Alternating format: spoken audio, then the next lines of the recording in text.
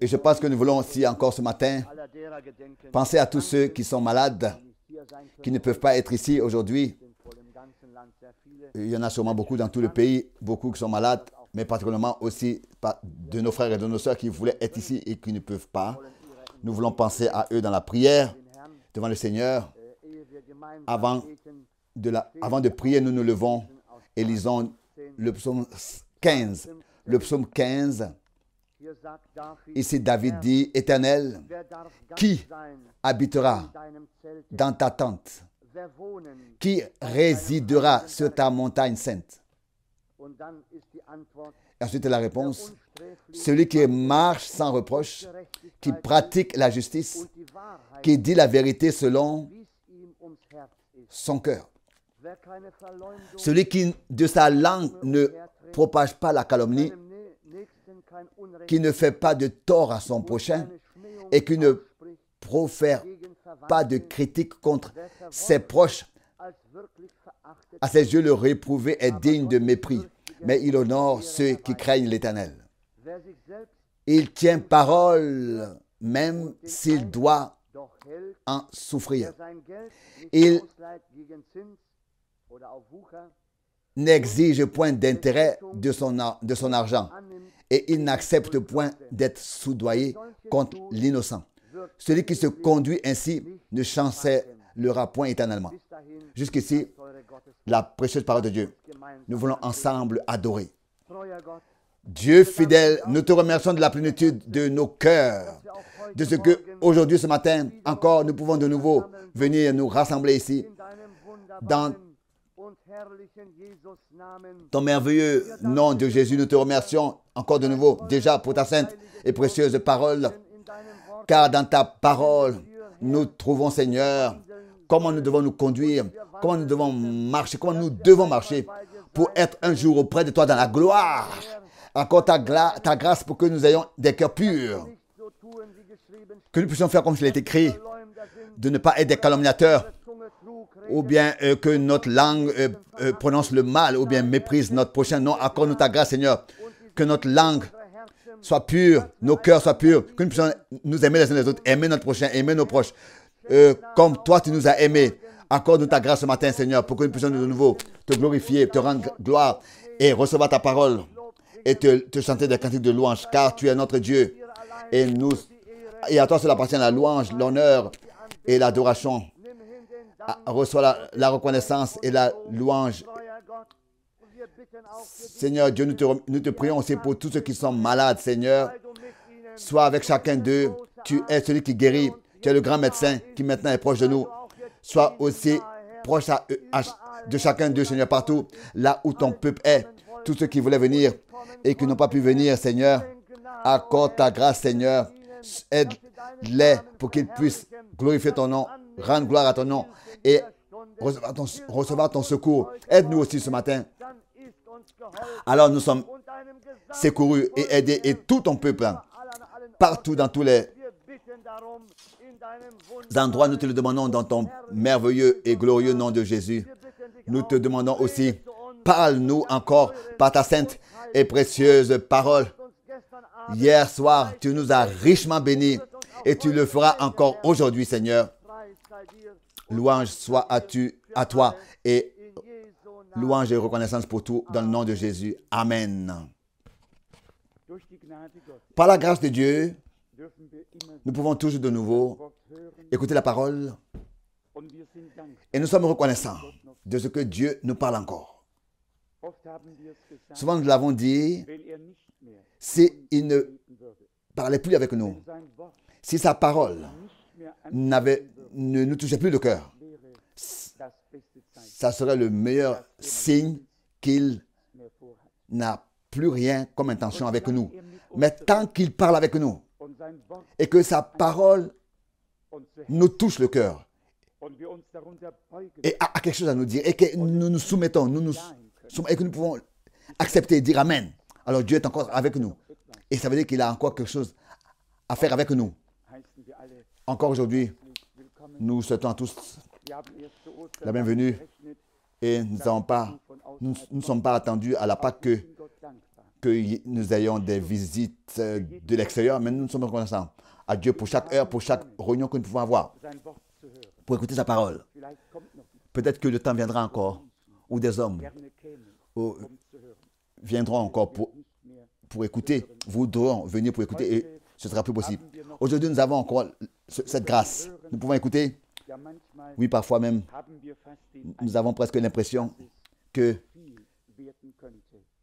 ça pourrait être trop, ce que nous écoutons, en comparaison à ce que Dieu a pu produire comme effet parce que nous avons écouté. Mais nous avons la confiance en notre Seigneur.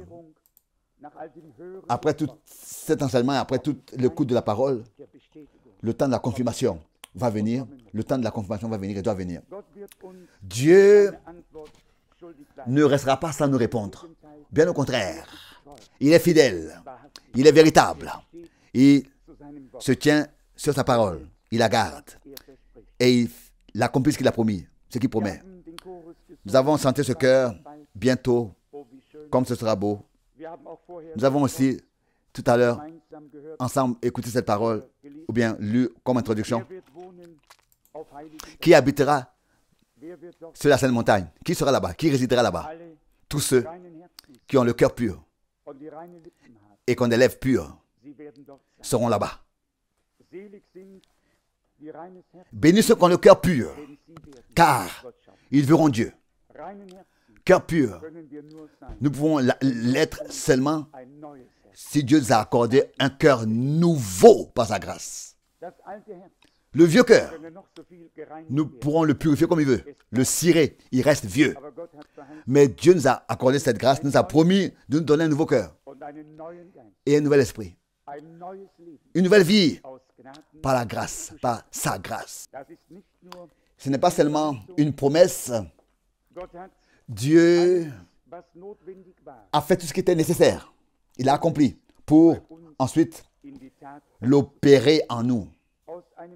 D'un tel cœur nouveau ne peut pas sortir de l'eau, ne peut pas jaillir de l'eau douce et ensuite amère. Non, ce n'est pas possible.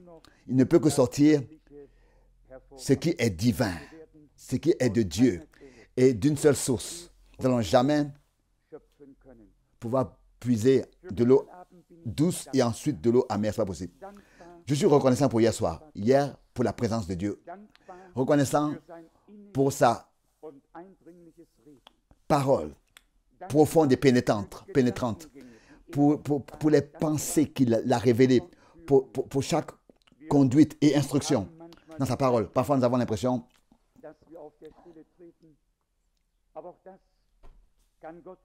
que nous sommes à côté de la chose, mais Dieu peut changer. Il peut changer cela. D'aujourd'hui à demain, il peut le faire. Même pendant la nuit, il peut faire de grandes choses. Parmi ceux qui, dans la foi et dans la confiance, se tiennent. Nous allons des Saintes Écritures lire, et aussi après de la prédication de Frère Branham, je devais penser à la parole du prophète Ésaïe, chapitre 30. Ici, dès le verset 19, il est écrit, Ésaïe 30, verset 19, oui, peuple de Sion, qui habite Jérusalem, tu ne pleureras pas sans cesse. Certes, il te fera grâce de ton appel au secours. Dès qu'il l'aura entendu, il t'exaucera. Et bien que le Tout-Puissant vous donnera le pain de la tribulation et l'eau de la détresse, mais tes enseignants n'auront plus à se cacher, mais tes yeux contempleront ceux qui t'instruisent. Et tes oreilles derrière toi entendront le cri. Voici le chemin. Marchez-y. Jusqu'ici, cette sainte et précieuse parole de Dieu.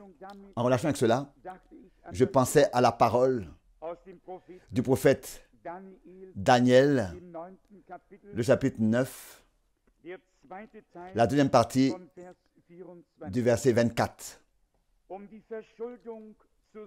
Pour expier l'iniquité et amener la justice éternelle, pour confirmer la vision et le prophète,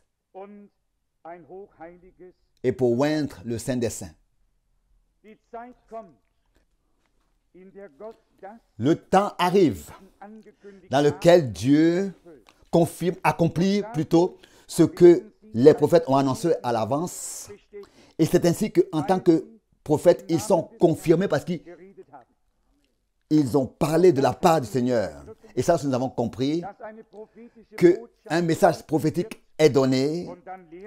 Et ensuite, ce message est aussi, à ce message est ajouté l'enseignement.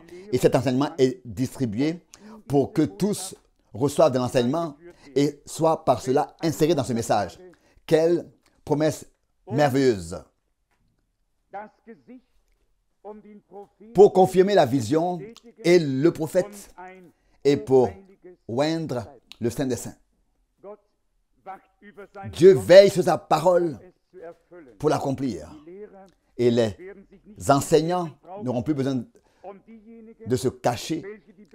Et ceux qui ont reçu l'enseignement ne seront pas confus. Bien au contraire, tel qu'est écrit, ils seront tous enseignés de Dieu. Dans ce contexte, je pense à la dernière prédication de Frère Branham, bien alors aux pensées, aussi concernant cette parole d'Ézéchiel. Dieu veut donner un nouveau cœur et un nouvel esprit. Et je devais penser là à Josué au chapitre 5 où le peuple devait être circoncis avant de pouvoir fêter la grande victoire de Dieu. Je lis de Josué, le chapitre 5, dès le verset 8.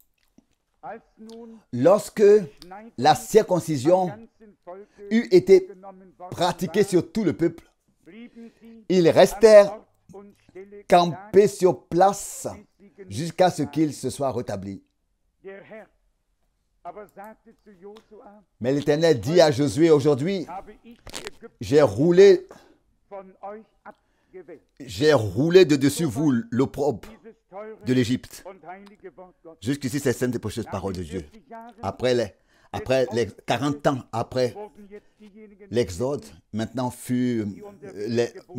ceux qui étaient nés pendant le voyage ont été circoncis, donc dans les déserts ont été circoncis. Et cela me semble que ici,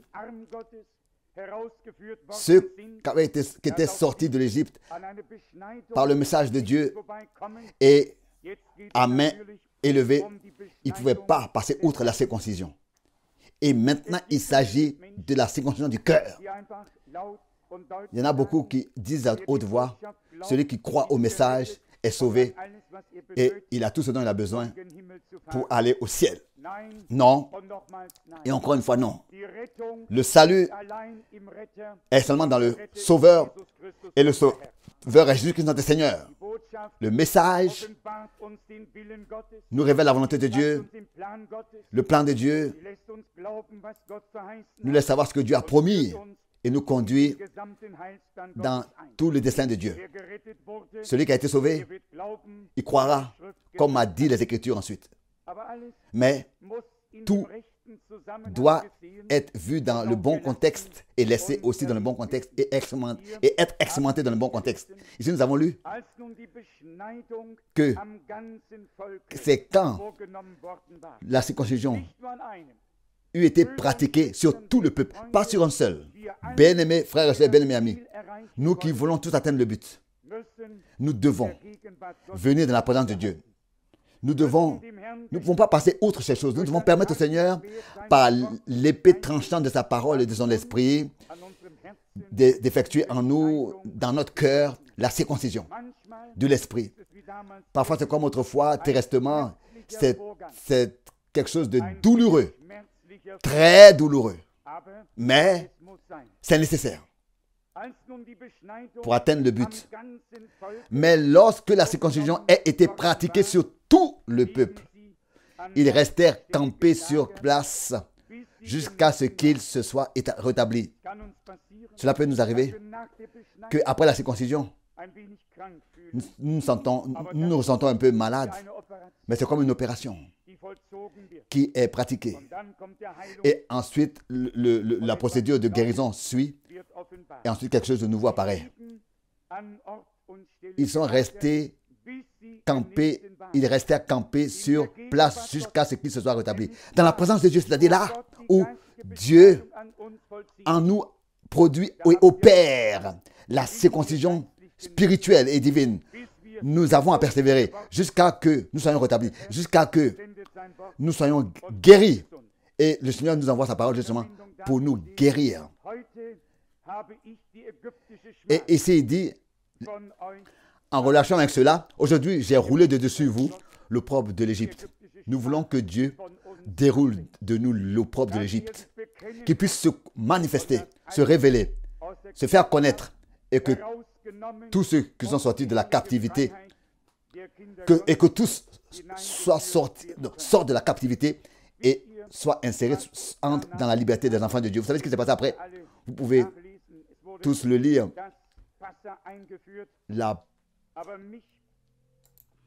La Pâque a été célébrée, mais ce qui est de verset 13, c'est ça qui me touche ici. Comme Josué était près de Jéricho, il leva les yeux et regarda. Voici un homme se tenait debout devant lui son épée nue dans la main. Josué alla vers lui et lui dit, « Es-tu des nôtres ou de nos ennemis? » Il répondit, « Non, mais je suis le commandant de l'armée de l'Éternel. Je viens d'arriver. » Josué se prosterna alors sur sa face pour lui rendre hommage. Puis il lui demanda, « Qu'est-ce que mon Seigneur a à dire à son serviteur? » Le commandant de l'armée de Yahvé dit à Josué, « Enlève tes chaussures de tes pieds, car le lieu où tu te tiens est saint. » Josué fit ainsi. Après que la circoncision fut opérée, la Pâque a été célébrée. Ensuite, le commandement de l'armée de l'Éternel vint pour apporter la victoire et aller devant le peuple de Dieu et régler le compte des ennemis selon la parole de l'Écriture. Vous restez tranquille et regardez, et je combattrai pour vous. Et jusqu'aujourd'hui, l'Éternel n'a jamais perdu une bataille et il n'en perdra jamais une. Mais ça, c'est l'ordre divin. Pas encore avec des cœurs qui ne sont pas circoncis, essayer d'atteindre le but, mais avant que Dieu puisse commencer à agir et que la dernière phase avant l'enlèvement soit introduite, il faut qu'une circoncision dans les cœurs ait eu lieu. Et il faut que Dieu crée quelque chose de nouveau et que les choses anciennes soient passées, pour que ce ne soit pas que les choses anciennes soient encore là et qu'on soit obligé encore de s'en occuper, mais que quelque chose de nouveau ait pu avoir lieu qui glorifie Dieu.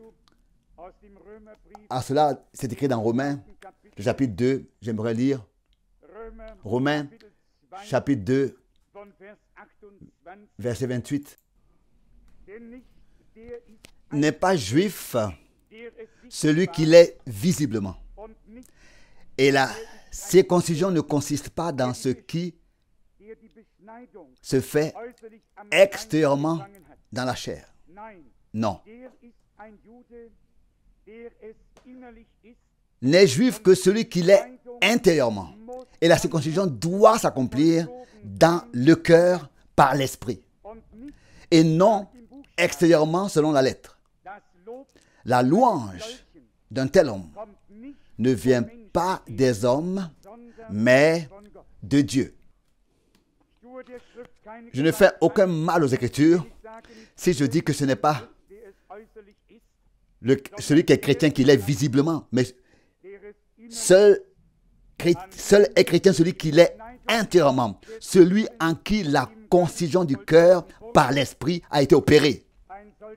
C'est un tel homme qui n'attend pas à la reconnaissance des autres ou bien à la louange d'autres hommes. Un tel homme reçoit le témoignage de Dieu, de lui être agréable et d'être passé de la mort à la vie et de croire au Seigneur et de lui faire confiance. Nous savons que nous vivons dans les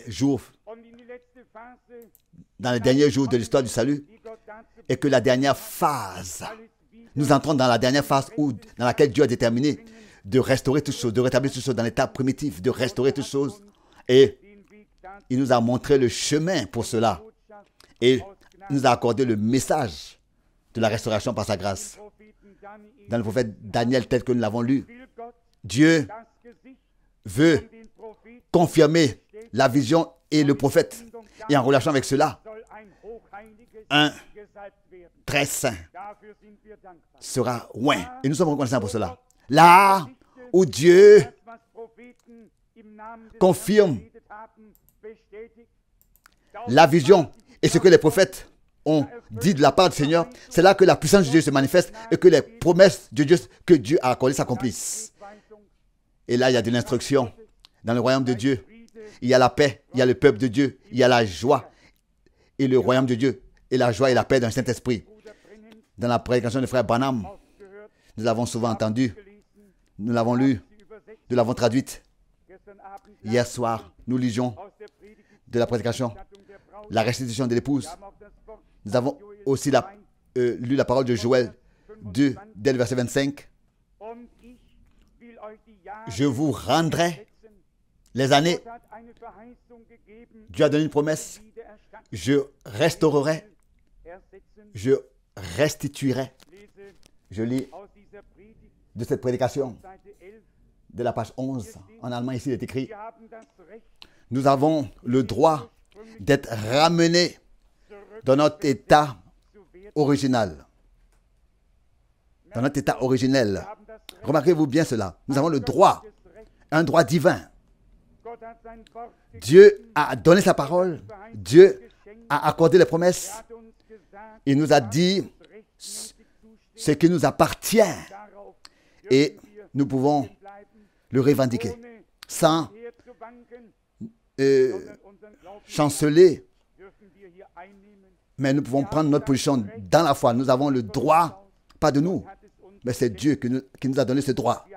Nous avons le droit d'être ramenés dans l'état originel. Si un homme malade, si une femme est malade, un homme est malade, un enfant est malade, ils ne sont pas dans leur état naturel. L'homme n'est pas fait pour être malade, n'est pas fait pour mourir dans le péché. L'homme est déterminé à vivre éternellement.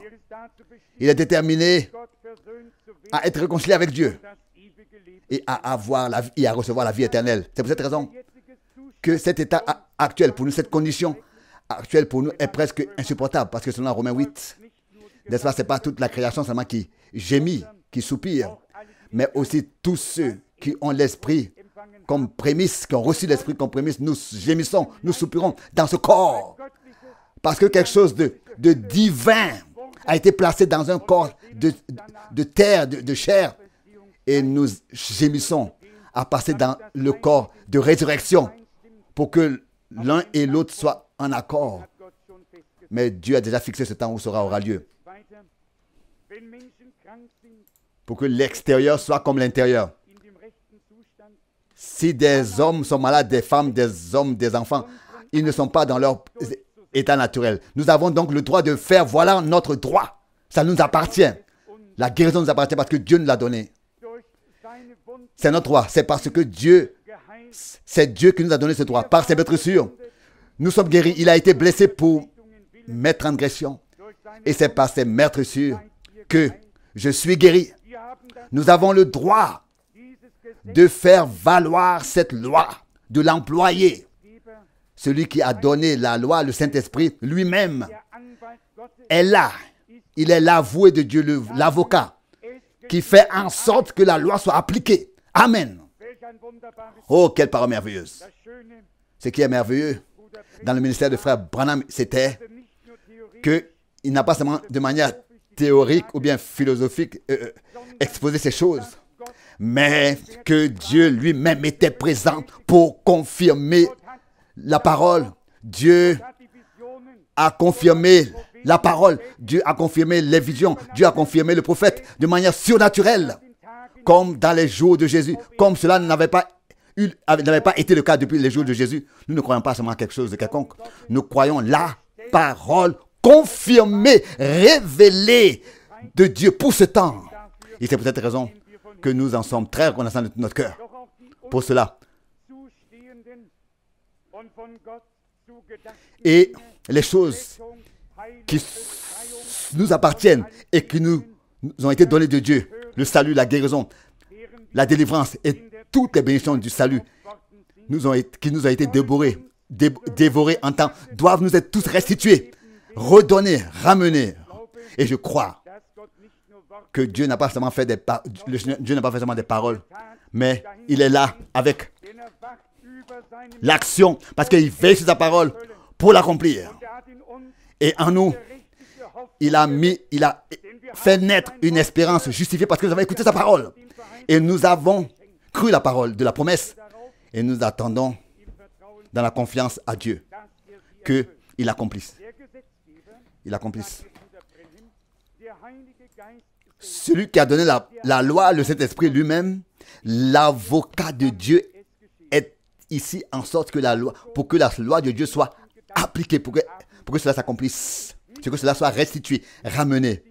Nous avons parlé de ça hier. Pas seulement, c'est pas nous qui émettons une force sur le levier. Non, nous nous tenons à Dieu, à la disposition de Dieu, dans l'obéissance et la foi, pour que la puissance de Dieu, par l'obéissance et la foi, soit actionnée, soit manifestée. Il dit ici, mais il ne peut agir qu'à une condition. C'est que vous le laissiez agir. Vous comprenez? Vous devez d'abord croire. Il y a une loi qui a été donnée pour toutes choses. Donc, c'est par cela, par la foi, que la loi entre en vigueur. Quelle parole merveilleuse. Nous devons le laisser agir. Et je crois que nous le voulons. Nous voulons laisser Dieu agir et dire, Seigneur, nous voici. Fais avec nous et par nous ce qui te plaît et ce que tu aimes, ce que tu veux faire. Ensuite, il dit, mais vous devez d'abord croire. Et maintenant, sur la question. Est-ce que les prédications de la parole de Dieu en nous ont fait survenir cette foi vivante, ont opéré cette foi. Pas seulement de dire que Dieu peut le faire ou bien que Dieu veut le faire, mais qui dit Dieu va le faire, Dieu doit le faire, parce qu'il est lié à sa parole. Et que à 100%, nous nous attendons avec à l'accomplissement et la réalisation de ces choses, parce que Dieu les a promises dans sa parole. D'abord, la prédication, la foi, et ensuite, il dit ici de manière merveilleuse, après que nous ayons reçu la foi par la prédication, par cela, la loi de l'esprit entre en vigueur. Nous écoutons parfois parler de la loi qui est entrée en vigueur. Tout ce que Dieu a promis dans sa parole appartient à la loi de l'esprit dans le Nouveau Testament, la loi de l'esprit. Ce n'est pas la lettre qui tue, mais la parole de la promesse divine qui est donnée à toute la semence d'Abraham, c'est-à-dire tous ceux qui sont élus de Dieu et qui la reçoivent en eux et qui croient de tout leur cœur et agissent ainsi, la mettent en pratique. Ici, il est dit, si la loi de Christ est dans un homme, vous pourrez ensevelir cet homme dans le tombeau le plus profond, au plus profond des mers, au plus profond du séjour des morts. Mais si en lui, si la loi de l'Esprit de Dieu est en lui, il ressuscitera. Dieu a donné des promesses. Et ces promesses-là doivent s'accomplir en ceux qui ont cru, qui les ont cru. Dieu peut tout. Mais il ne peut pas annuler les Écritures. Dieu ne peut pas être infidèle à lui-même ou bien alors à ses paroles. Dieu fait ce qu'il promet. Nous ne croyons pas en nous-mêmes, pas à notre pouvoir ou bien à ce que nous pouvons, mais à ce que nous savons. Non, nous croyons en Dieu, mais encore plus, nous croyons Dieu. Il y en a beaucoup qui croient en Dieu, mais très peu qui croient Dieu. Je ne veux pas faire seulement un jeu de mots ici, mais je pense ça très sérieusement. Nous voulons être des hommes qui ne croient pas seulement en Dieu, ou bien en Dieu, mais quand le diable aussi croit et tremble. Nous voulons être des hommes qui croient Dieu, qui croient ce qu'il a promis, qu'il estime comme vrai et qui attend que cela arrive avec certitude. Ici, il est dit que si la loi du Christ est dans un homme, pas la lettre qui tue, mais l'esprit qui crée la vie, qui vivifie, vous pouvez l'ensevelir dans le tombeau le plus profond, au plus profond des mers, au plus profond du séjour des morts. Mais si la loi de l'Esprit de Dieu est en lui, il ressuscitera un jour. Car Dieu, dans sa parole, a promis la résurrection. Si on ouvrait la parole de l'évangile de Jean, où le Seigneur a dit à ses disciples que les fils qui sont fils de la résurrection, il leur a dit, vous êtes fils de la résurrection. Nous pourrons voir, et encore plus que ça, chaque parole de Dieu, chaque promesse de Dieu, que ce soit qu'elle se réfère au changement, à l'enlèvement de notre corps, à l'enlèvement, au faisant de notre agneau, à quoi que ce soit que les promesses se réfèrent. Chaque promesse de Dieu est oui, sont oui et amen. Et il faut qu'il y ait des hommes ensuite sur terre, par lesquels aussi la dernière promesse qui est sortie de la bouche de Dieu trouvera son accomplissement. À cela, nous voulons appartenir. Frère Branham dit, après tout cela, à la page 12, oh, quel sentiment de piété commence à m'envahir. Nous avons une loi, la loi la loi de la vie en nous. Nous sommes nés de nouveau et placés dans le corps de Christ en tant que fils et filles de Dieu. Mais vous devez employer vos droits. Cela est à nous, ça nous appartient, ça nous a été donné. Maintenant, il faut que cela nous soit montré, comment faire. Et ce qui nous appartient doit nous être montré. Et nous devons ensuite utiliser les droits que Dieu nous a donnés pour que ce qui nous a été donné par Dieu et qui nous a été dérobé, que cela nous soit restitué selon la parole de l'Écriture. Nous sommes nés de nouveau et placés dans le corps de Christ en tant que fils et filles de Dieu. Vous devez utiliser vos droits. Et maintenant, suivez. Vous n'avez pas à plier le genou devant le diable et à avoir peur de lui. Quand vous avez une loi, la loi du Saint-Esprit. Et ça aussi, frère Branham l'a dit, si nous craignons devant l'ennemi, il ne nous craindra pas. Mais si dans la foi et l'obéissance, nous marchons sur le chemin de Dieu et nous savons que c'est c'est le chemin du Seigneur avec son Église maintenant. Et nous marchons dans ce chemin, sur ce chemin, consciemment, selon la parole de Dieu. Et nous le reconnaissons en accord avec la parole de Dieu. Alors nous avons à marcher sur ce chemin et à suivre seulement ce chemin. Car c'est seulement par la foi que nous pouvons rendre gloire à Dieu. C'est seulement par la foi que nous détendons le bras de Dieu. Des fils et des filles de Dieu. Filles et filles de Dieu, ne vous laissez pas affliger. Que Dieu puisse nous relever dans la foi, par la foi. Pas que nous disions, oh maintenant nous sommes forts, nous allons faire ceci et cela. Non. Nous voulons laisser Dieu agir. et le laisser faire. Ça suffit si lui, comme le fort, en tant que le fort, nous qui sommes faibles, il puisse être donc fort en nous qui sommes faibles, comme c'est merveilleux. Vous n'avez pas besoin de plier le genou devant le diable et de le craindre. Et non, pas non plus de la mort, de craindre de la mort ou bien de quoi que ce soit. Nous n'avons rien besoin de craindre. La crainte n'est pas dans l'amour. Si l'amour de Dieu est déversé dans notre cœur, est répandu dans notre cœur, est venu dans notre cœur par cet esprit, alors nous avons la confiance, la foi. Alors Dieu nous révélera les pensées de son cœur, de sa parole. Et nous aurons un amen à tout ce qu'il a promis. Cela, ça continue encore ici, cette déclaration. Vous devez seulement savoir comment Dieu, en vous et par vous, peut réaliser ces choses. Oui, ça, je veux aussi le savoir. Je veux savoir comment est-ce que Dieu pourra réaliser en nous les promesses que nous avons écoutées et que nous croyons de notre cœur et toute la parole que nous avons écoutée.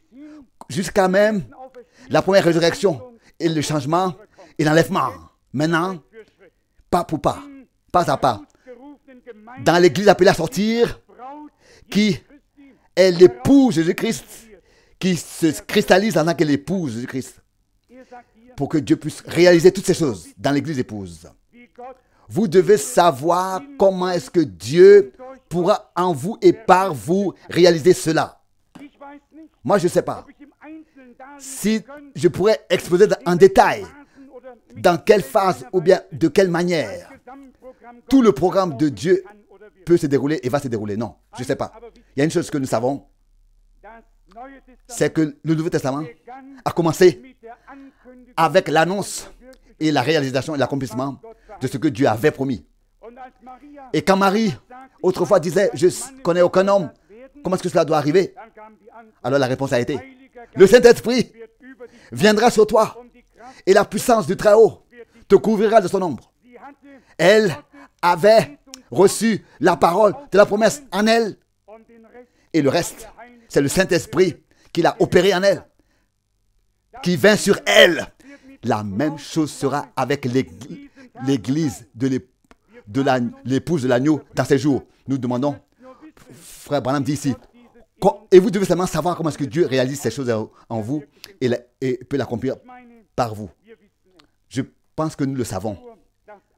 Il y a une seule chose qui manque, une seule chose qui reste, c'est de recevoir la parole de la promesse de Dieu dans notre cœur et de nous mettre à disposition de Dieu pour que le Saint-Esprit puisse venir sur nous, pour que la parole que nous avons écoutée, que nous avons crue, pour la vivifier en nous et que par nous son fruit soit manifesté, pour que le prophète, les visions soient confirmées. Ce n'est pas vous qui devez combattre. Laissez Dieu agir. Alors cela arrivera. Comme c'est merveilleux. Ce n'est pas nous qui combattons. Ce n'est pas nous qui combattons. Ce n'est pas nous qui pourrons réaliser ces choses. Vous laissez Dieu agir. Vous le laissez le faire en vous, par vous et sur vous. Nous avons une parole, nous avons écouté une parole merveilleuse. Et la parole de Dieu ne trompe pas. Le destin du salut de Dieu est tellement clair et visible pour nous, éclairci dans tous ces angles d'une manière que même un insensé ne peut pas se tromper. C'est égaré. Maintenant, frère Branham, ici, donne un exemple de la nature. Et vous savez, il était un homme très lié à la nature. Ici, il dit la chose suivante. Si le poisson disait, je vais respirer un bon coup, un moment, afin d'avoir suffisamment d'oxygène, afin de voir si j'aurai assez d'oxygène. Non, cela, il ne le fait pas.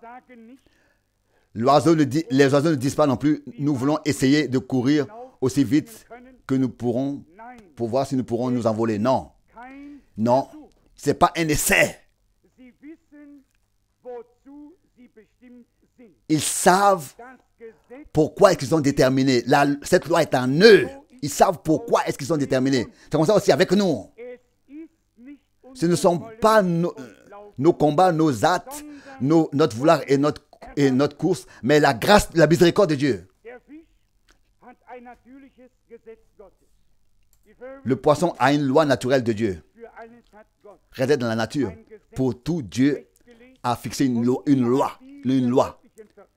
Et dans cet ordre divin, tout réussit. Il n'y a rien qui va de travers, que ce soit dans la mer, sur la terre ou bien dans l'air. Dieu a d'une manière merveilleuse ordonné toutes choses. Est-ce que dans le domaine spirituel, il ne devrait pas non plus aussi encore mieux laisser fonctionner et laisser fonctionner et ordonner les choses? Si nous lisons dans l'exposé de la création, il est écrit que tout était bien. Et ce ne sont pas les hommes, ce n'est pas Adam, mais c'est Dieu qui a estimé que tout était bien. Il vit que tout était très bien, très bon. Maintenant, nous venons à ce qui nous concerne. Le poisson a sa loi, a son domaine. Il n'a pas besoin de s'inquiéter. Les oiseaux du ciel ont leur loi, ont leur domaine. Nous, en tant qu'enfants de Dieu, nous avons aussi notre domaine. Et si Dieu, pour les choses terrestres, a pris soin pour tout, pour que ça fonctionne, est-ce qu'il ne devrait pas aussi, pour les choses éternelles et spirituelles, avoir aussi pris soin pour tout, pour que ça fonctionne? Nous pouvons, de tout notre cœur, faire confiance dans notre Dieu. Nous pouvons croire, comme l'a dit les Écritures. Nous ne regardons pas aux choses visibles, pas aux choses passagères. Nous regardons au Dieu vivant, qui continuera encore son programme avec nous éternellement, quand tout ce qui est visible et passager sera passé. Ensuite, nous continuons encore ici à lire. Nous devons comprendre que la loi de la vie est en nous.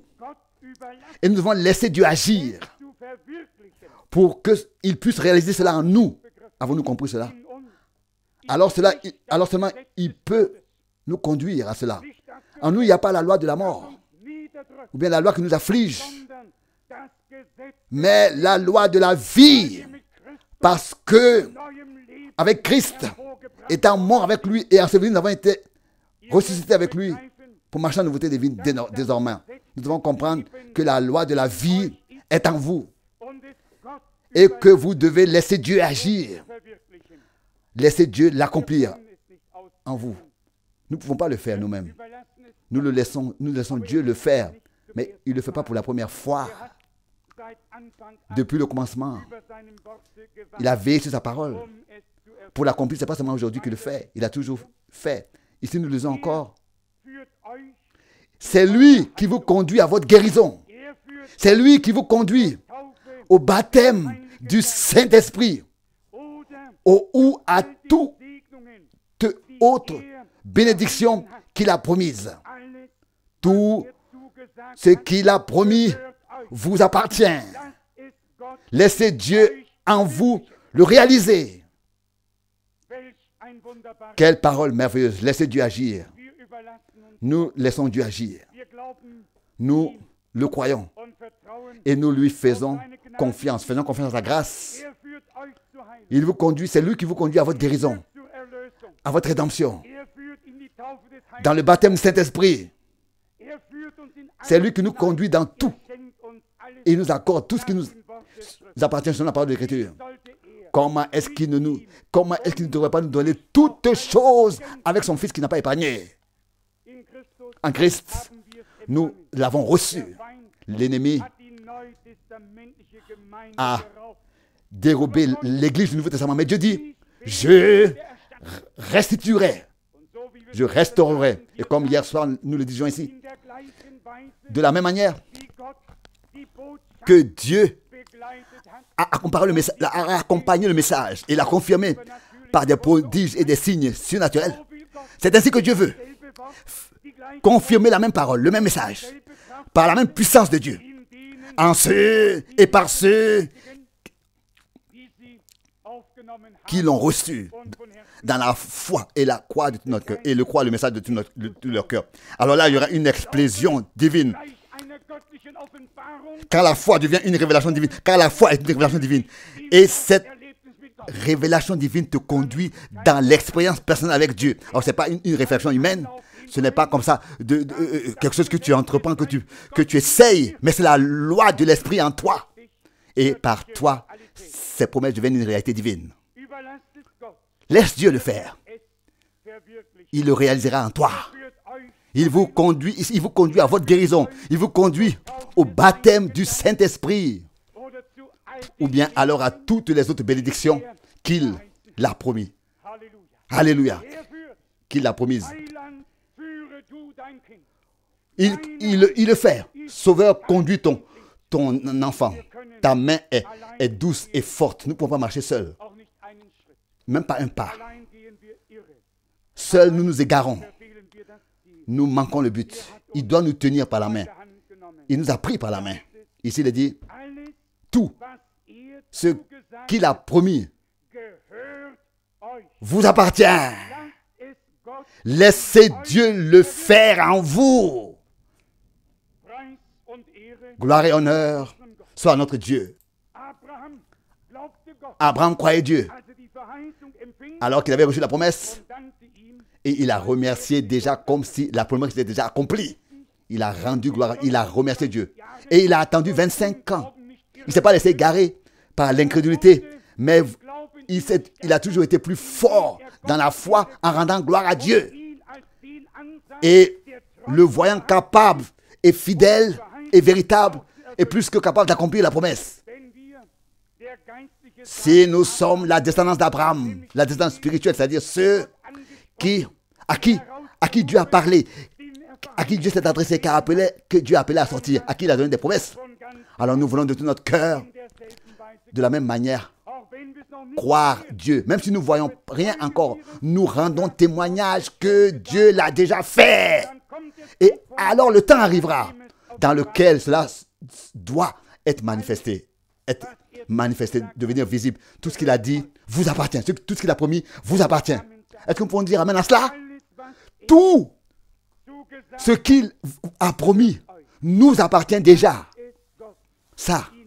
Donc, laissez Dieu le faire en vous, le réaliser en vous, le produire en vous. Nous continuons.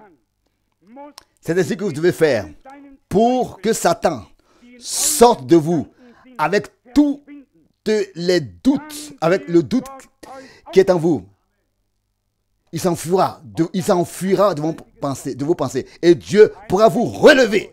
Ça, c'est une expression merveilleuse. Satan doit s'enfuir avec tous son doute qui sont dans vos pensées. Il doit s'enfuir, il doit disparaître. C'est ainsi. Dans le cœur, nous croyons. C'est ça le paradoxe. Dans le cœur, nous croyons. Mais dans notre cœur, Satan ne peut pas semer le doute. Parce que là, nous croyons. Christ habite par la foi dans notre cœur. Qu'est-ce que frère Branham disait dans cette prédication? Dieu a chargé le cœur. Mais Satan prend la tête, les pensées, la réflexion. Quand le doute vient en nous, il ne vient pas du cœur. Nous avons vu avec les yeux, ou bien entendu avec les oreilles, et réfléchi avec la pensée. Et alors, les doutes, la réflexion, le raisonnement vient, qui vient du diable. Celui qui croit dans son cœur, qui donne des raisons à Dieu, et se place du côté de Dieu. Et confesse que cela est déjà, c'est déjà accompli. Mais celui qui, avec sa pensée, veut réfléchir, raisonner, et il va se confondre et être confondu, et les autres aussi. Satan doit s'enfuir avec lui et toutes les pensées douteuses qui veut lever ses mains. Ce qui est important, vous n'avez pas besoin de le faire. Ce qui est important, c'est de croire de votre cœur. Il doit sortir avec tout le doute qui est dans vos pensées. Toute réflexion, Satan doit sortir. Toutes les pensées, toute la réflexion, tout le raisonnement, les pensées, tout ce qui n'est pas selon les Écritures, tout ce qui fait naître le doute en nous, que cela soit mis dehors de nos pensées, tout ce qui n'est pas la parole, et que nous puissions entièrement faire confiance au Seigneur. Ce n'est rien d'autre que le doute et l'incrédulité liés avec le doute, l'incrédulité liée au doute qui nous ont paralysés. Et Dieu n'a pas pu se manifester comme il voulait. Parce qu'il n'y avait pas la foi. L'assurance des choses qu'on espère. Et comment est-ce que ça se passe? Ce qui a été dit ici, comment ça se passe? Pour que Dieu nous relève, il faut que Satan s'enfuit. Sorte de vos pensées. Avec tout le doute, il doit fuir, il doit disparaître. Alors, Dieu vous relèvera. Alléluia. Ça, c'est le chemin de Dieu. Il n'y a pas un autre.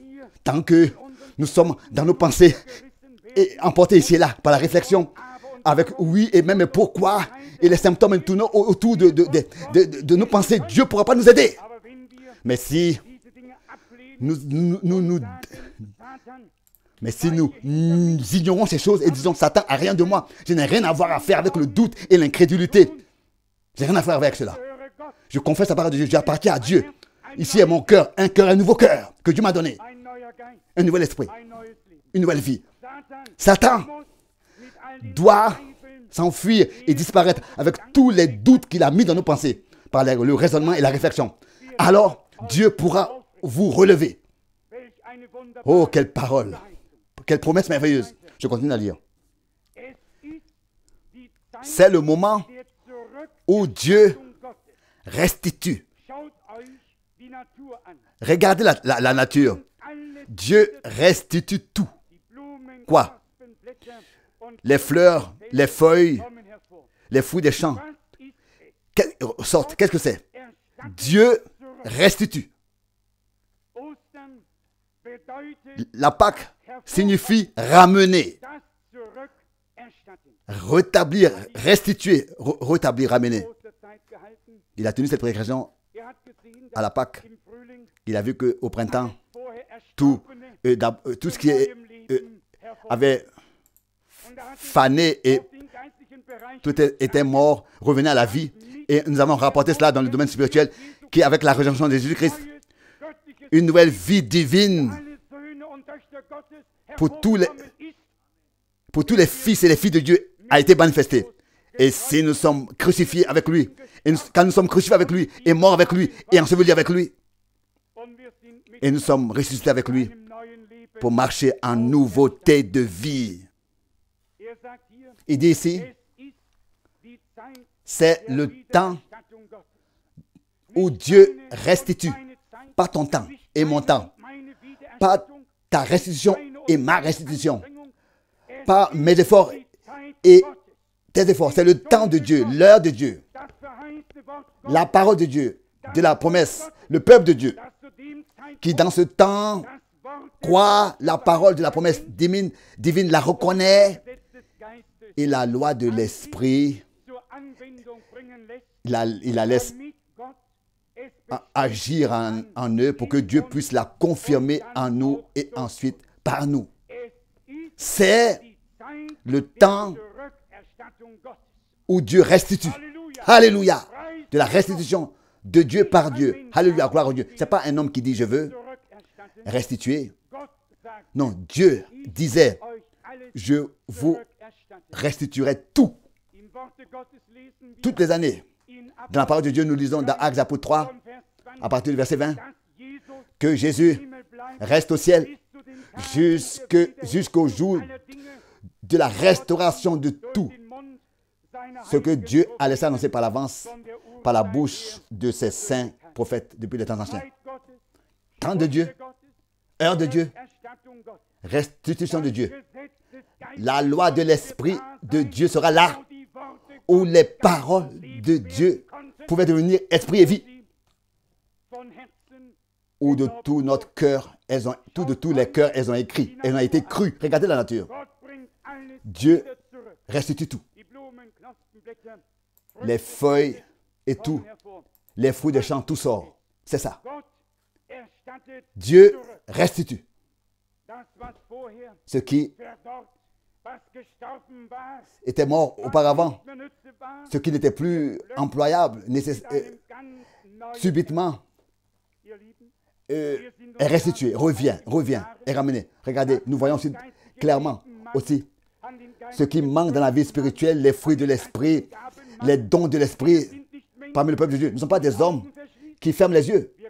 Nous croyons de notre cœur, mais nous ne nous trompons pas, nous-mêmes ou les autres, sur notre propre condition. Mais nous le faisons au même moment comme Abraham l'a fait. Il ne regardait pas à son corps qui vieillissait, au corps de sa femme mortelle et qui vieillissait. Il regardait à celui qui lui avait parlé. Et nous avons toujours de nouveau entendu que Dieu a béni cette foi et a laissé s'accomplir les promesses. C'est ainsi que nous le faisons aussi. Nous voyons que les dons manquent, les fruits manquent, les fruits de l'esprit, la vie spirituelle manque. Comment est-ce que Dieu pourrait se manifester? Et nous désirons tous voir ces choses. Mais nous faisons comme Abraham, la faire. Nous ne regardons pas à ce qui meurt, nous regardons au Dieu vivant qui nous a, par sa grâce, accordé sa parole, donné sa parole, et nous le croyons, et pas ce que nous voyons de nos yeux naturels ou bien entendons de nos oreilles naturelles. Non, nous regardons Dieu, nous croyons Dieu. Ici dit, mais aussitôt que le soleil se rapproche de la terre, il y a une Pâque, une résurrection. Tout repousse, tout refleurit, tout ce que l'hiver a tué. Le soleil le restitue, se lève avec guérison et salut. Sous ses rayons, tout ce que la mort de l'hiver a tué, le soleil de la vie le ressuscite. Ensuite, il dit ici, le soleil de la vie le ressuscite. Il en va de même de l'homme.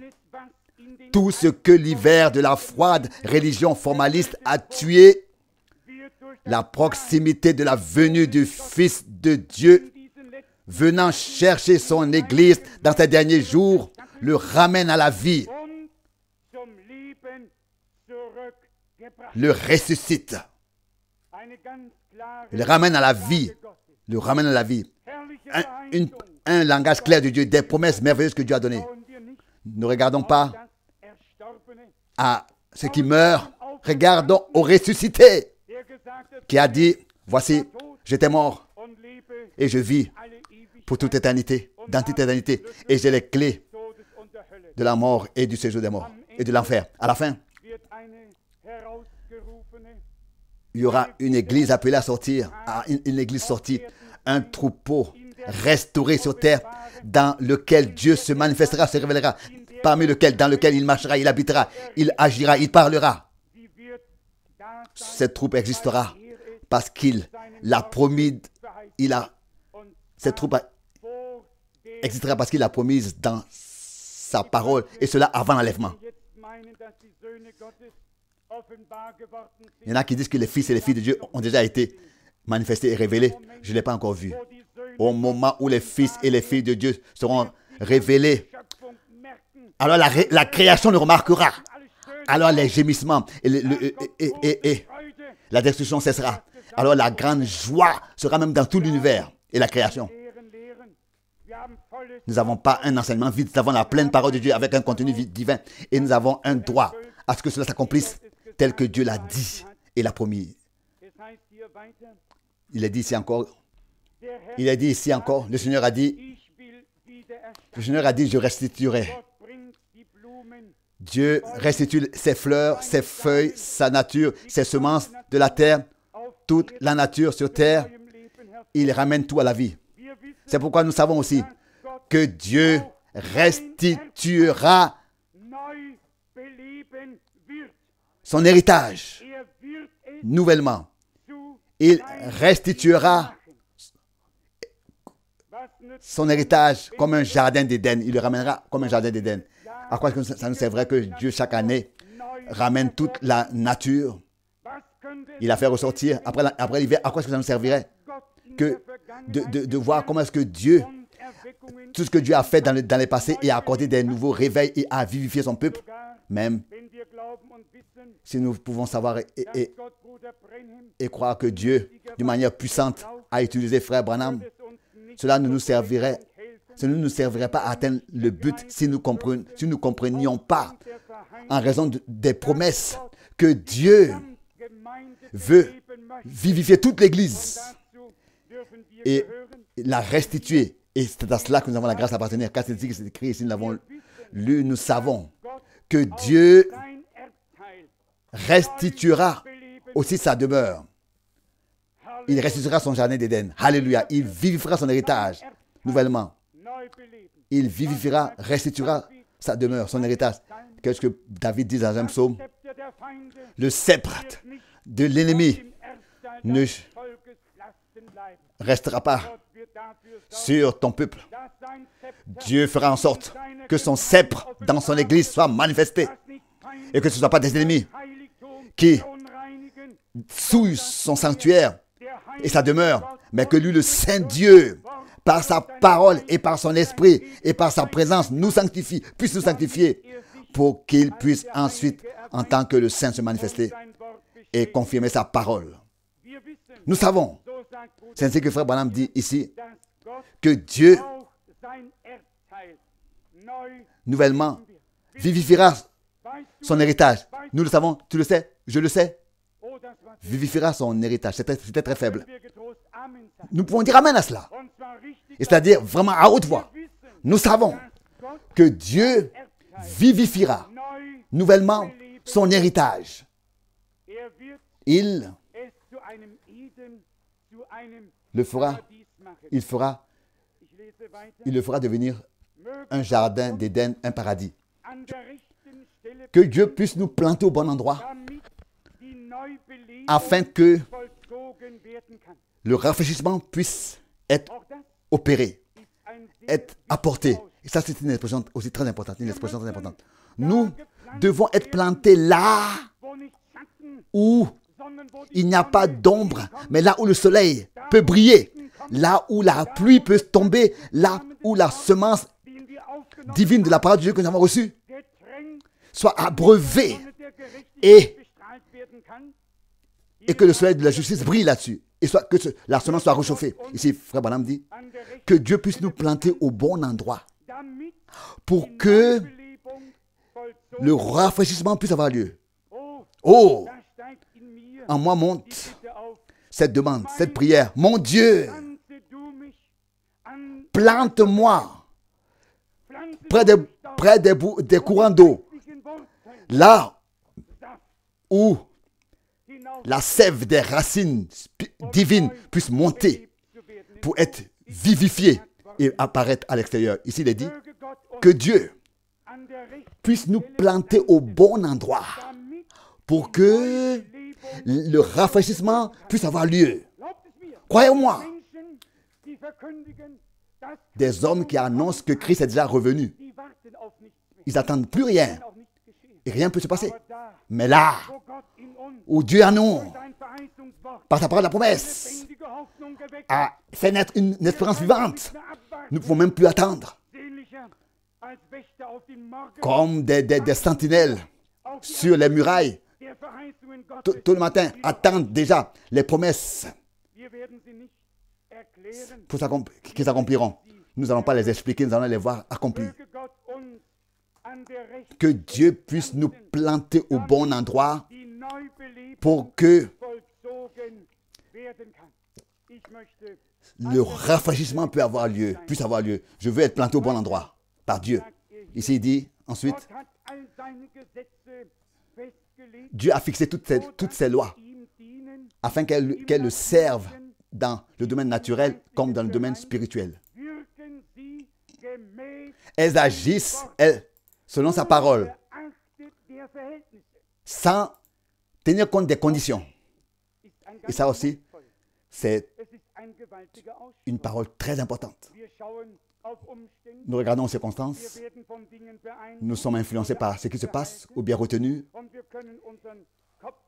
et nous ne pouvons même pas, n'est-ce pas, regarder au-dessus de ce qui nous arrive. Ici, il nous a dit que Dieu a fixé toutes ces lois partout d'une manière qu'elles le servent dans le domaine naturel comme aussi dans le domaine spirituel. Elles agissent selon sa parole sans considérer les conditions dans lesquelles elles sont. S'il y a quelqu'un qui regarde les circonstances, alors ça veut dire qu'il a de la réflexion humaine mais pas la foi dans le cœur.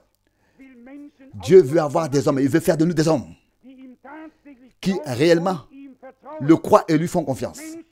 Des hommes que nous ne laissions pas retenir dans les choses spirituelles par les choses terrestres, mais que nous soyons des hommes qui sont élevés au-dessus des choses du domaine terrestre. Et qu'on puisse dire même, je peux renoncer à tout, je vis avec Dieu et je marche avec lui. Nous devons avoir pris notre décision, avoir pris cette décision et ne pas être ballotté partout, par toutes circonstances. Nous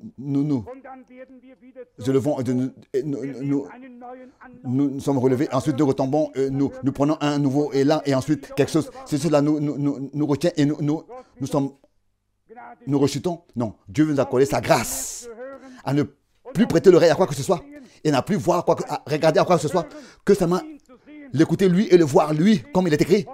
Et il ne voyait plus personne que ce soit en dehors de Jésus seul. Et alors, ils écoutent la voix puissante. Voici, celui-ci est mon fils bien-aimé. Écoutez-le. Dans le naturel, comme dans le domaine spirituel, elles obéissent à sa parole. Donc, les lois qui servent Dieu, sans tenir compte des conditions dans lesquelles elles sont. J'aime cela, dit Frère Branham ici. Les Écritures le disent aussi. Dieu met en jeu toutes ses lois. Il fait se mouver tout chose selon ses lois. Pensez à cela. Laissez cela pénétrer en vous. Parce que nous allons bientôt avoir un service de guérison dans quelques instants. Alors, si des hommes viennent à un service de guérison et que leur foi qui est dans le cœur, par la prédication, qui a été produite dans leur cœur par la prédication et l'Esprit de Dieu, et qu'ils prennent Dieu au mot, à sa parole, alors la parole de Dieu va s'accomplir en eux. Car il n'y a plus de doute même dans leur pensée, et ils seront guéris, repartiront guéris. Ça doit arriver. Parce que Dieu peut alors, parce que Dieu ne peut pas annuler sa parole, briser sa parole. Mais c'est pas l'importance dans quel domaine, cela concernerait. Sa parole de Dieu est vraie. Sa parole de Dieu est une semence de Dieu qui est plantée dans notre cœur. Ce qui est important seulement, c'est que nous recevions de la pluie et que nous recevions du soleil et que cette semence sorte et produise son fruit. Donc, germer, produire son fruit, etc. Toute la procédure. Pensez à cela. Laissez pénétrer cela en vous. Car nous sommes en train de nous approcher et d'avoir un service de guérison dans quelques instants. Vous comprenez? Dieu met en jeu toutes ses lois. Elles doivent agir selon sa parole. Comprenez-vous cela? Pas la loi qui nous condamne ou bien qui nous juge, mais la loi de l'esprit, la loi de la vie, la loi de Christ. Alors, nous sommes dans l'ordre divin. Nous sommes ramenés dans l'ordre divin, dans la loi spirituelle de Dieu, pour que chaque promesse s'accomplisse, puisse s'accomplir. Écoutez ce qui suit encore ici. Toutes les lois de Dieu agissent en harmonie, en raison. Toutes les lois sont en harmonie, toutes les lois de Dieu sont en harmonie avec la parole de Dieu, avec la parole que Dieu a annoncée. Toutes les lois, ça n'a pas d'importance quel domaine elles concernent. Elles agissent dans une harmonie divine, selon la parole que Dieu a annoncée. Car la parole est sortie de Dieu et elle nous a été adressée. Nous l'avons reçue. Nous avons dit oui. Nous avons dit amen à chaque parole de Dieu. Et maintenant, nous faisons qu'attendre l'effet de ces lois divines. Car sa parole est fixée au ciel pour toujours. Les choses sont fixées au ciel pour toujours. Et c'est ce que Dieu a fixé au ciel. Rien, personne ne peut le délier, encore moins l'annuler. Dieu lui exécutera en son temps ce qu'il disait. Toutes les lois de Dieu agissent en harmonie en raison de la parole de Dieu parlée, annoncée. Aussi dans ces jours, Nous avons écouté beaucoup de paroles de Dieu. La parole écrite a été vivifiée et par la prédication, elle est devenue une parole nouvelle, parlée, annoncée. La vieille parole a été ramenée et annoncée et elle a inondé nos cœurs. Et il est dit ici que toutes les lois de Dieu agissent en harmonie avec la parole, en raison de la parole de Dieu annoncée, prêchée. La loi de la vie qui est en nous nous conduira aussi à cette résurrection. Il faut que cela soit ainsi. Il est impossible qu'il en soit autrement. La loi de la vie était en Christ, car la parole fut prononcée en ces termes. Tu ne permettras pas que mon bien-aimé voie la corruption, car je ne permettrai pas et que son âme soit livrée en enfer et que son âme reste dans le séjour des morts. Nous voulons insister encore. Ici, frère Branham saisit une promesse qui se réfère à, qui a été prononcée, se référant à Christ notre Rédempteur. Et il savait que son corps qui était né ici sur cette terre, que ce corps-là ne verrait pas la corruption et que son âme ne resterait pas en enfer. Car ici, la parole de Dieu était écrite. Elle appartenait à la loi de Dieu, au plan de Dieu, au déroulement de ce que Dieu avait déterminé et ordonné. Christ mourut, ça nous le savons. Tout l'avait témoigné. Le soleil a perdu son éclat. Il y a eu un tremblement de terre. L'obscurité a apparu. Les ténèbres, les rochers se sont fondus. Tout cela n'a pas empêché que la parole de Dieu s'accomplisse. La parole de Dieu qui se référait à notre Rédempteur s'est accomplie. Et aujourd'hui, je vous dis que tout l'enfer ne pourra pas empêcher que la parole promise de Dieu s'accomplisse dans les rachetés. Tel que c'est accompli en Christ, la tête. C'est ainsi que s'accomplira en nous, les membres. Il faut. Et toute parole va s'accomplir. Chaque promesse. Bien sûr que le troisième jour, il est ressuscité. Car la promesse s'intitulait « Je ne permettrai pas que mon bien-aimé, mon saint, voie la corruption, mon saint, et que son âme reste en enfer. » Non! Il est allé dans un enfer de la terre. Et aux âmes qui étaient désobéissants du temps de Noé et tout ça, Sodome et Gomorrhe, il leur a apporté cette annonce de la parole. Et ensuite, ceux qui attendaient là-bas, de l'autre côté, du côté des sauvés, il les a fait sortir et au troisième jour, ils sont ressuscités avec lui. C'était une promesse qui s'est accomplie en lui. Aujourd'hui, mes bien-aimés, nous avons des promesses qui s'accomplissent, qui doivent s'accomplir en nous, qui doivent. Croyez pas que Dieu a accompli la rédemption et l'a préparé pour nous avec un si grand prix et qui disent ensuite, je ne peux pas l'accomplir en vous. Non, ce n'est pas possible. Aussi vrai que Dieu s'est donné cette intention avant même la fondation du monde, il a conçu, il a fixé. Aussi certain aussi, il exécute. Personne ne pourra changer cela. Personne. Et tel qu'en Christ, les prémices, la parole de l'Écriture s'accomplissait. C'est ainsi que aussi, dans tous les premiers-nés, de la même manière, la parole s'accomplira. Ici, il est dit, il n'y avait pas assez de démons pour, dans le temps de Christ, le retenir dans la tombe, pour que son corps commence à se décomposer. Non, la parole de Dieu, la loi, comme loi de Dieu, à faire valoir sa résurrection. La loi de Dieu, par le Saint-Esprit, fera valoir chaque promesse, fera valoir l'accomplissement de chaque promesse, sans considérer dans quelle situation nous pourrons être. Quelle parole merveilleuse, quel Dieu merveilleux, sans considérer dans quelles conditions nous pourrions être. Il était crucifié. Toute espérance avait disparu. La honte était venue sur celui qui avait aidé tous autour de lui.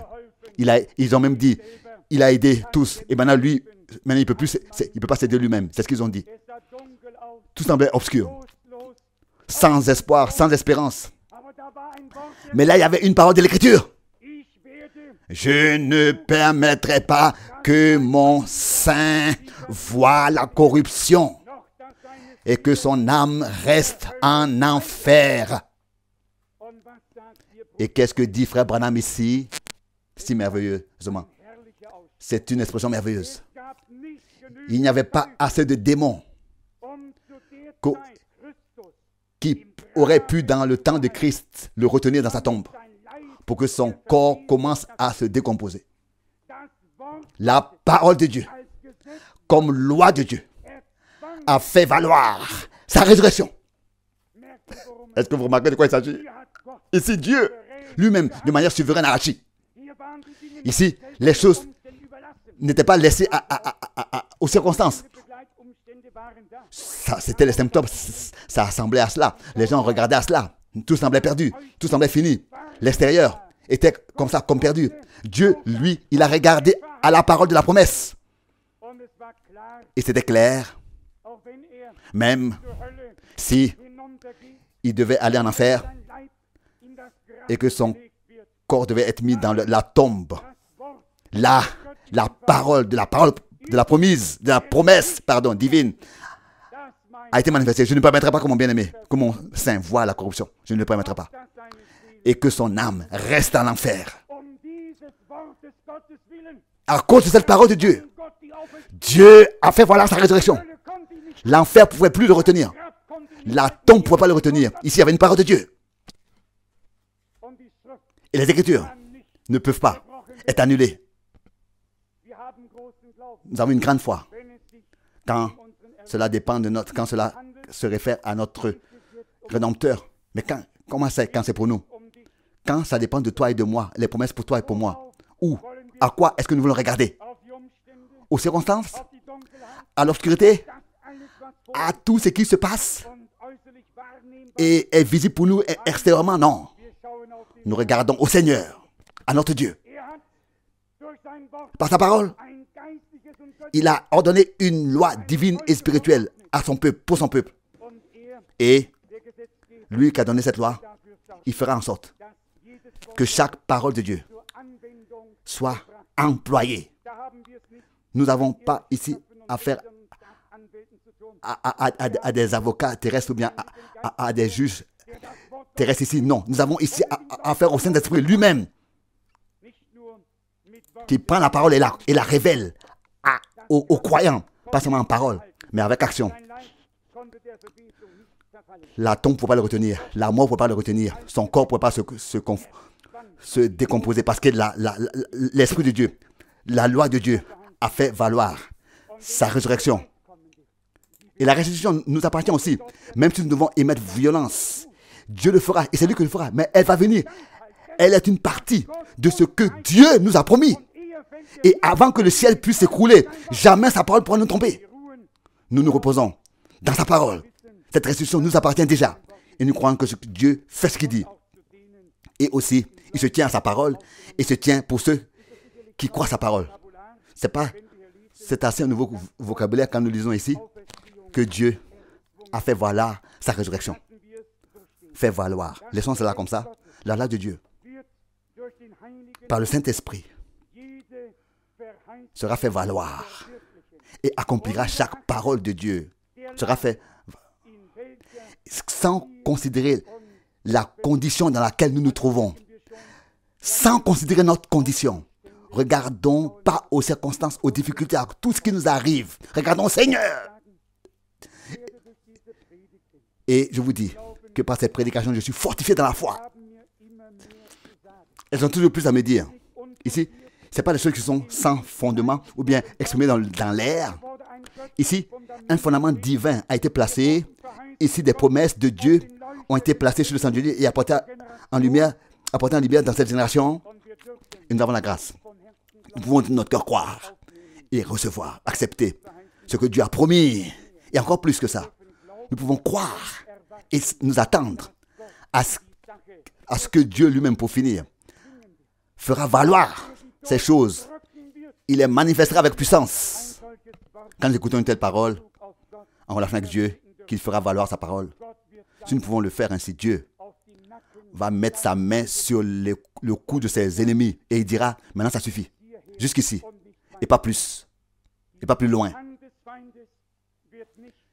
La main de l'ennemi ne restera pas sur l'héritage des saints. Le peuple de Dieu sera ramené à son héritage entièrement. Et alors nous nous réjouirons nouvellement. Et alors nous allons remuer la tête sur nous-mêmes et dire, mais pourquoi est-ce que nous avons été si hésitants, pourquoi avons-nous eu tant de peu de foi et pourquoi nous n'avons pas fait confiance au Seigneur en toutes choses? Oh, si tu pouvais croire, tu verrais la gloire de Dieu, a dit le Seigneur. Oh, si tu pouvais croire, tu aurais part à la restitution, à la restauration, à tout ce que Dieu fait maintenant. Recevons sa parole en nous, acceptons-la. Et alors Dieu veillera sur sa parole qui est en nous. Et cette espérance, pour accomplir en nous cette espérance justifiée en nous et confirmée en tant que vraie et vérité. Vous allez voir que ce n'est pas nous qui allons le faire. Ce n'est pas nous qui devons faire quelque chose. Dieu, par sa grâce, opérera toutes ces choses, fera toutes ces choses. Nous avons seulement besoin de recevoir, d'accepter et de croire et d'obéir. Dieu fera le reste.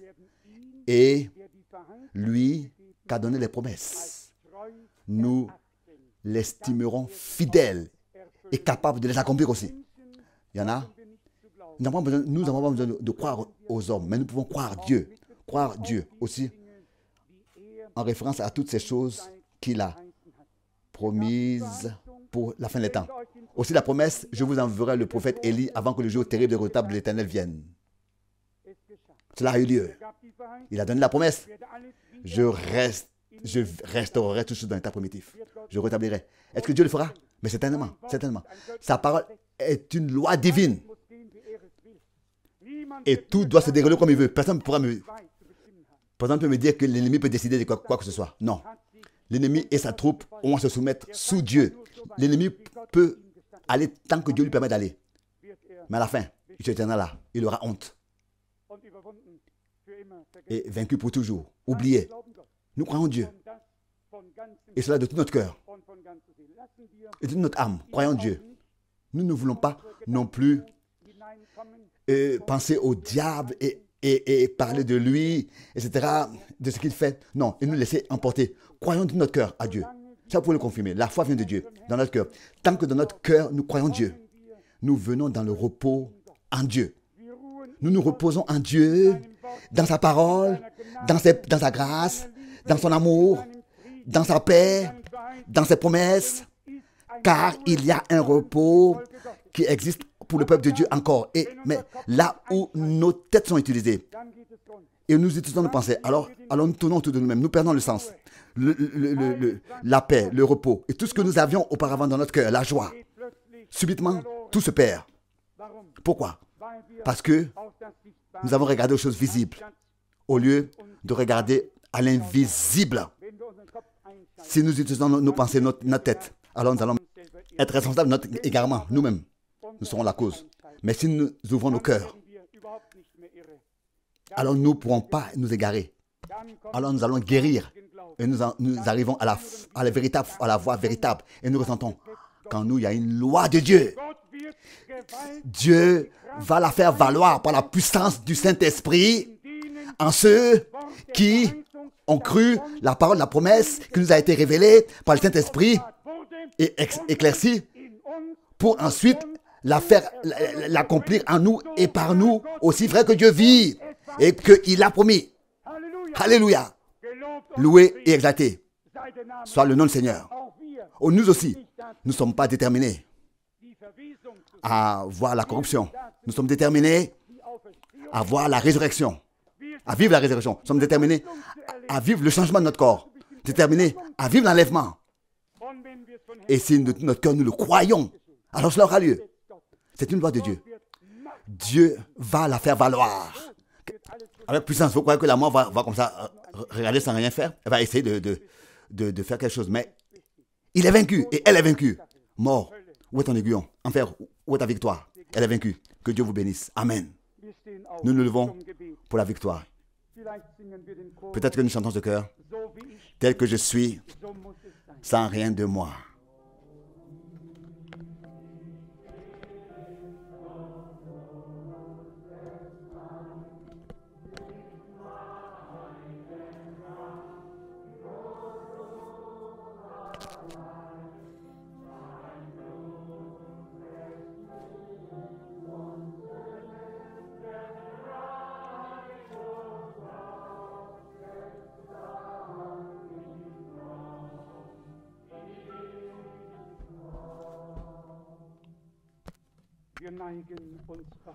Nous courbons nos têtes et nous nous humilions devant Dieu. Dans le plus profond de notre cœur, nous reconnaissons quel privilège c'est que Dieu ait parlé avec nous et nous a fait savoir, et nous fait savoir ses chemins et nous confirme et nous révèle sa parole et sa volonté, et que il révèle les promesses qui se réfèrent à notre temps. Nous sommes pour cela reconnaissants au Seigneur. Nous attendons dans la patience jusqu'à que il aura accompli toutes choses. Il fera valoir avec puissance. Il achèvera tout avec victoire. Nous sommes reconnaissants au Seigneur pour cela. Ce sera la puissance de Dieu qui agira en nous, par laquelle tout sera opéré pour qu'aucun homme se glorifie devant Dieu. Nous voulons, n'est-ce pas,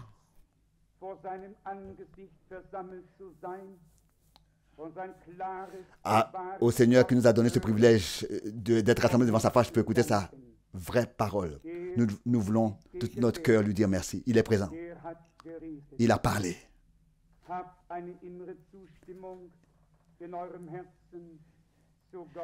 Ayez un amen à Dieu et à sa parole.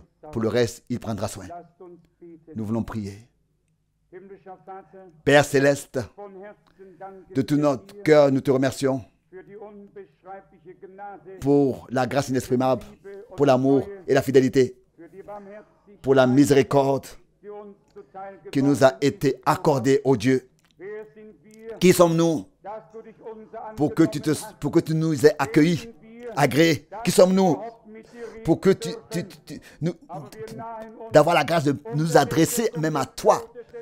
Mais à cause de la mort de l'agneau de Dieu, nous avons la grâce de venir au trône de la grâce, nous approcher avec assurance pour te dire merci. Seigneur, tu feras de grandes choses. Nous te remercions pour cela. Que cela ne soit pas une année où nous ayons loupé des occasions, mais une année où nous avons saisi les occasions. Un temps de changement dans notre vie et dans l'église du Dieu vivant. Que nous puissions expérimenter une résurrection spirituelle, ô Dieu. Que tu puisses ramener tout à la vie. Seigneur, nous te remercions pour cela. Et nous te louons. Louons ton merveilleux nom. Est-ce que tu peux encore parler plus clairement avec nous? Est-ce que tu pourrais encore plus clairement nous rendre les choses? Oh mon Dieu, ta parole est une loi spirituelle. Et toi-même, tu fais en sorte que toutes choses se déroulent selon ta parole et trouvent leur accomplissement. L'enregistrement s'est arrêté ici. Amen.